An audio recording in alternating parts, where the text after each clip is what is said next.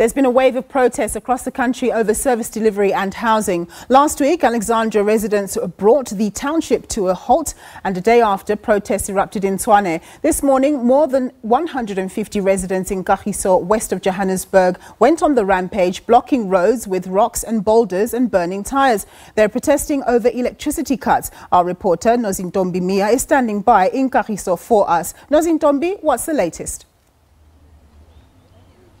Well, a very good afternoon to you, Nompu. We are here in Kagiso Extension 6, where residents woke up really early in the morning, about 3 o'clock this morning, blocking at least a kilometre of this Randfontein main road. And they're protesting and they're saying that Eskom has switched off electricity for them. And this has been something that's been ongoing for the past 3 weeks. It's really affected the quality of their lives. They've been unable to really get life going as they haven't had electricity. And to talk to us a little bit more about this, we're going to speak to some of the residents. Thank you so much for joining me. What happened this morning with the protest? Early this morning, we woke up and protested because of electricity that has been gone for 3 weeks. And they returned it. In 4 days, it became worse because now people who've paid before, people who are on prepaid, are now being affected by this whole thing. All right. Yeah. And sir, there have been several protests that have been going on, in the province over the past couple of days, especially this week. And a lot of people are saying that the protests are as a result of the elections that are coming in the next month or so. Is this a legitimate protest by you guys? Ours, it is a legitimate process. Once you start defaulting on your rules of engagement, then we're left with no option but to actually do what we are doing, protesting. So yes, it is a legitimate protest. And community leaders, have they gone to speak to Eskom? Currently, we have sent our delegation to Eskom to try and make sense out of what the whole situation. Yes. Yeah. And now, ma'am, one of the issues that we spoke about earlier was the issue around the electricity meters, and this has been problematic. Just tell me a little bit more about what the issue has been with the electricity meters. About 2-3 years ago, we were introduced to the electricity meters by our previous councillor without any communique from the community. Nothing was agreed upon by the community, and a lot of the community members are complaining and are struggling a lot with these meters. So we would like to see changes, because in the rest of Kagiso, none of our Kagiso residents, Extension 6 residents, use these meter boxes. It's just us based in the Hospital View area, so we would like change. All right, and what would you like to see happening, sir? Currently, we want Eskom to come down here and switch on the lights. That is what we are happening.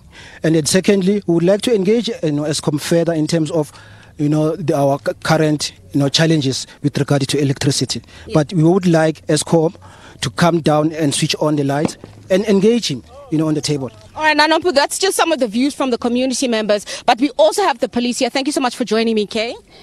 Kay, early this morning you got a phone call that there was a protest happening here in Kagiso. Just tell me what happened when you got the call out.